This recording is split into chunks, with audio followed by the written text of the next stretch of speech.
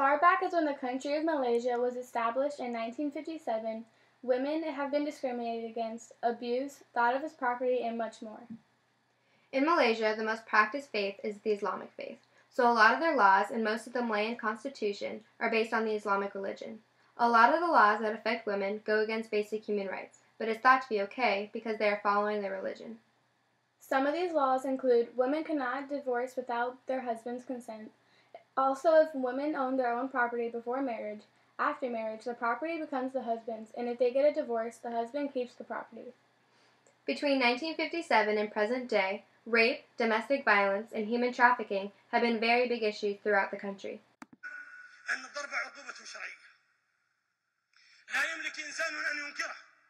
لأن الذي شرعها هو الذي خلق هذا الإنسان ولأنك يا عبد الله إذا اشتريت جهاز أو سيارة تعطى دليل كتالوج يبين لك طريقة الاستخدام فالذي خلق الإنسان هو الذي أنزل هذا الكتاب ليبين الإنسان الخطى والطريق الذي ينبغي أن يسلكه ولن نستحي أمام الأرض في أيام جهلها أن نقر أن هذا من شريعته وأن نذكر الغافلين الجهلة من أبناء أمة الذين ساروا في ركاب القوم أن القوم اليوم يعترفون بهذا الإعجاز في هذه الآية بالإعجاز في هذه الآية فإن من النساء أصناف ثلاث لا يمكن أن تستقيم الحياة معها إلا بالضبط. In 1987, activist group was formed. They were called the Sisters in Islam. The organization consisted of lawyers, academics, journalists, analysts, and activists, and many women started following this group because they expressed nationally what the Malaysian women were thinking.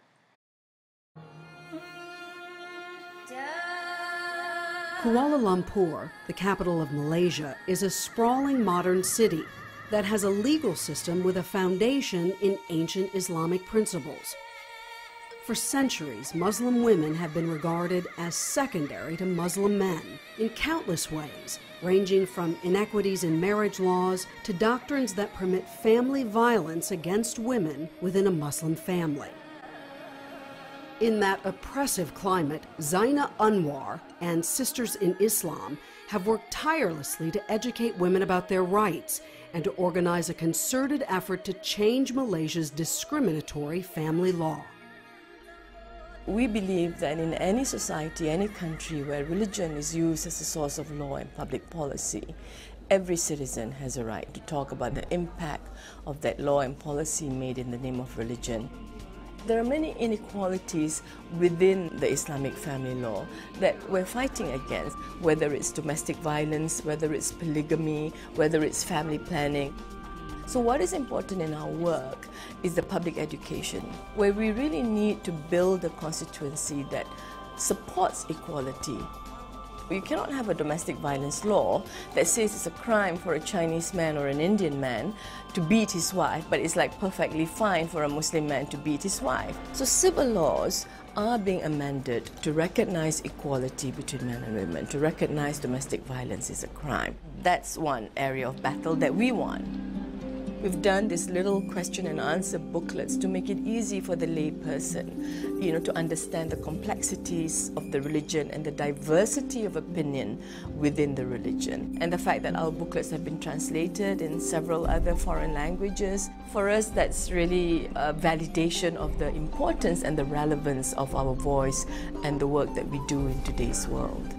And of course, Global Fund has been significant in all of this because from almost the very start of Sisters, before we became so well known, they recognized the importance of our work and have continued to support us until today. It's not just what they've achieved in Malaysia, but also how significantly that little stone in the water, if you will, has created these incredible ripple effects for women in so many other parts of the world. If you talk to women in Turkey or in Egypt or in Pakistan, they will all tell you they know who Sisters in Islam is and who Zaina Anwar is and why they count her as an ally in their own work. I look at this 20 years of work that so many of us have been privileged to have been a part of that work and to have been able in some small way to amplify the voices of women like Zainab, the process that we're engaged in is much more than simply investing in women's well-being and women's health and women's empowerment. It's truly investing in a future in which all of us can have the possibility of living in open, free, and tolerant societies, and that is incredibly exciting.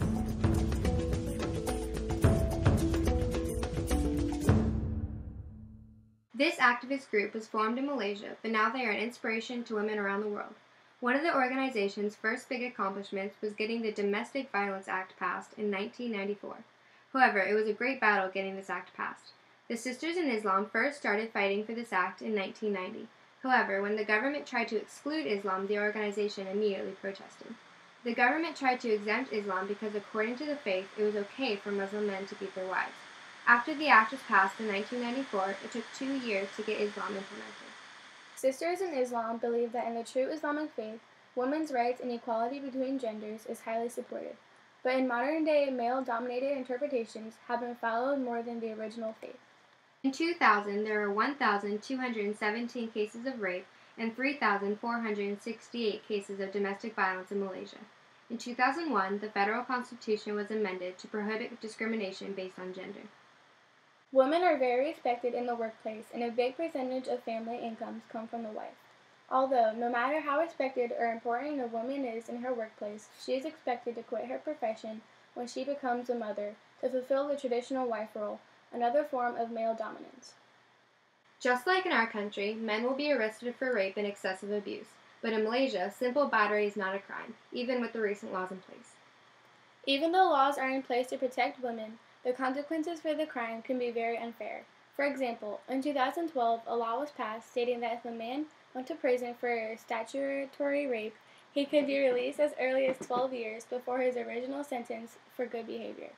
To this day, women in Malaysia are still second to men and discriminated against. However, huge improvements have been made and more women activist groups have been formed to keep fighting for women's rights. Male dominance and gender inequality will always be an issue, but thanks to people like the Sisters in Islam and brave women throughout the country of Malaysia, fighting for women's rights will be a battle until justice is served.